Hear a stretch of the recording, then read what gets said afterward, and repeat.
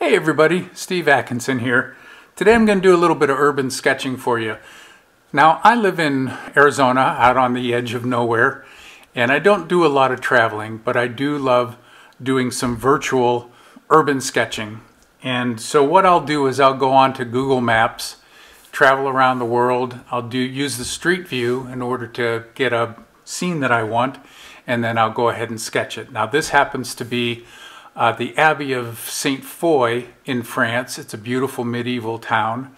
Let me just show you real quick what my tools are going to be today. Of course, we'll have a kneaded eraser just at the very end in order to get rid of the pencil lines. I've got a fountain pen that is, it's called the Himalaya from Fountain Pen Revolution. And the thing that I love about this is that it's actually a flex nib. If I can get that to, there we go. It's a flex nib, so I can get thick and thin lines with it. I use Diatramentus document inks, which are absolutely waterproof, and this one happens to be Urban Gray.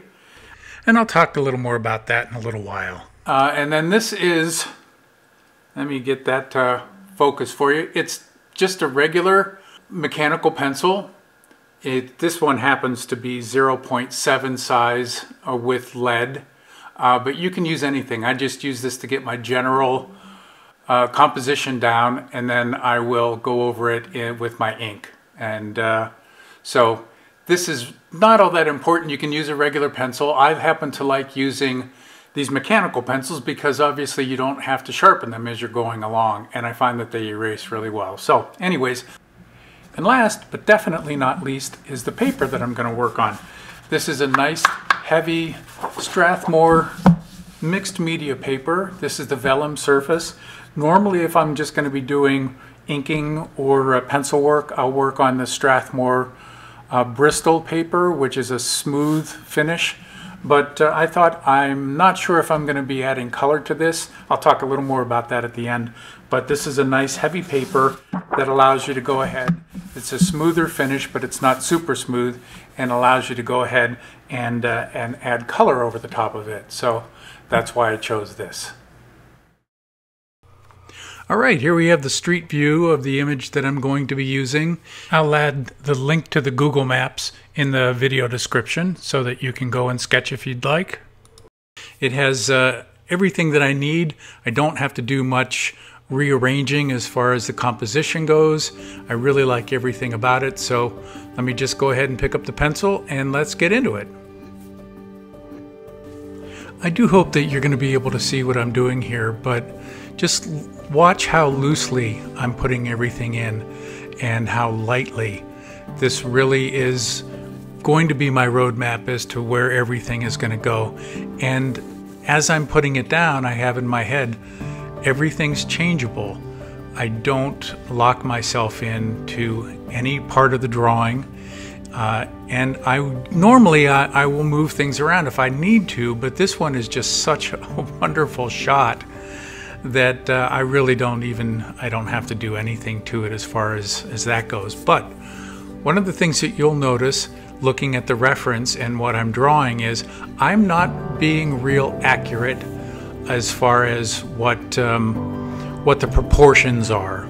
It's okay on something like this. You don't want it to be an illustration. You want it to be relaxed, and all you're looking to do when you're doing, let's say, urban sketching or loose sketching like this is to get the mood, get the feeling down. Don't tighten up on this. That's the worst thing that you can do.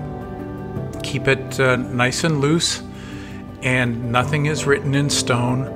Just keep going, and always be looking at how things are positioned compared to other things. Like the size and placement of this church that I'm doing now, how it's placed back behind that building on the left-hand side, or those two buildings.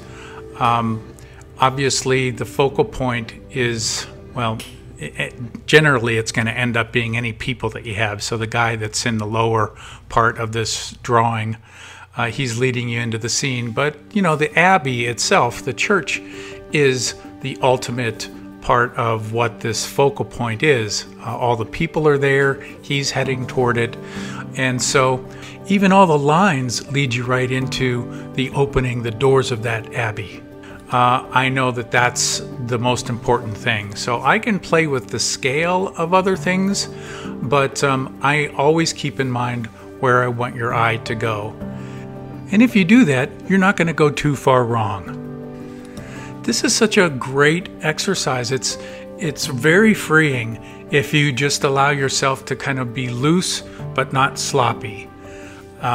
You can do wonderful sketches, and nobody's going to be standing in front of this scene to say, well, you know, the height or the width of that particular building or the number of windows in there isn't right. Nobody cares about that. All you're trying to do is get the feeling down and a mood.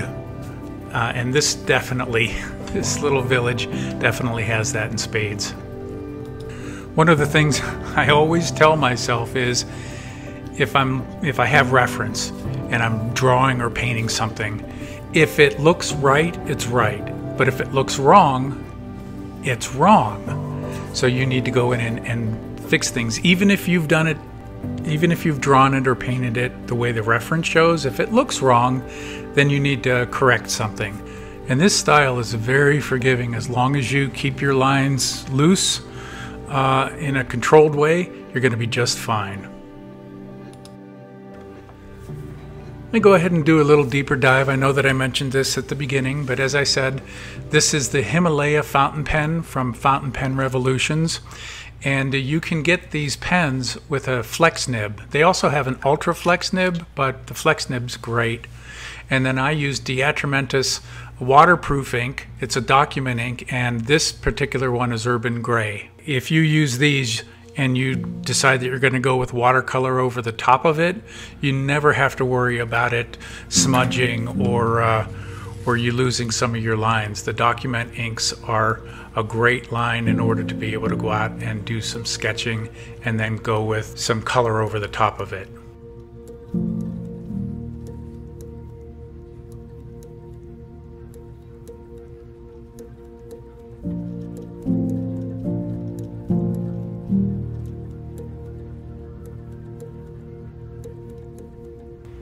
As I draw this, I'm not a slave to what's down there.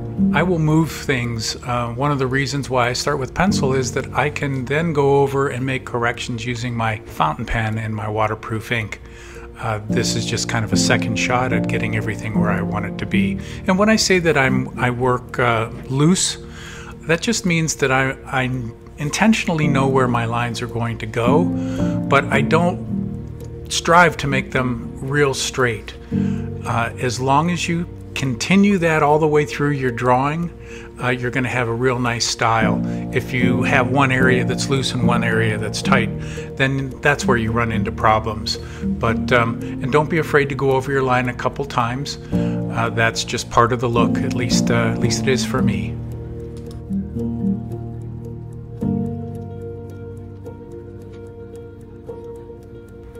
Another benefit to working loosely, especially on a scene like this, is there's a lot of perspective that's going on in this scene. If you work loose, you don't have to worry about being super exact on it. You want to be close.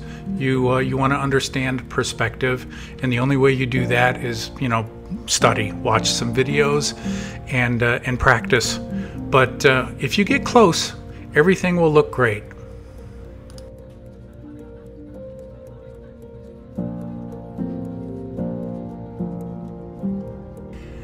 Kind of look at how I've done this. I put everything more in the foreground in first, and I waited to do the focal point, the abbey, in the background, just because I wanted to kind of build up my confidence that I was going to be able to draw that abbey in without any problem and get just a little more practice. So I guess I saved that for last. I didn't realize that till just now, but I did. But there's no right or wrong way. If you want to start with a focal point, go ahead and do that. Just be consistent with your technique throughout.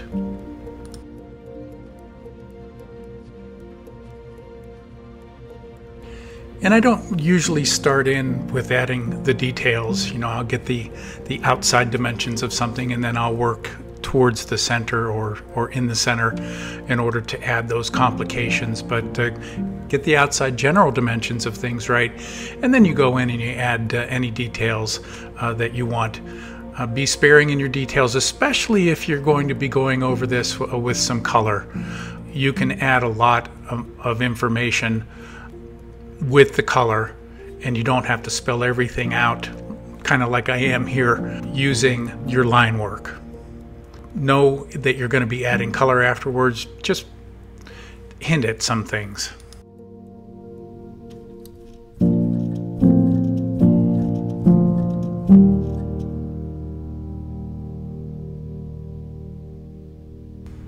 Time to erase those pesky drawing lines. Your sketch will look a whole lot better once you get rid of those, but make sure you wait 10-15 minutes until your ink is completely dry.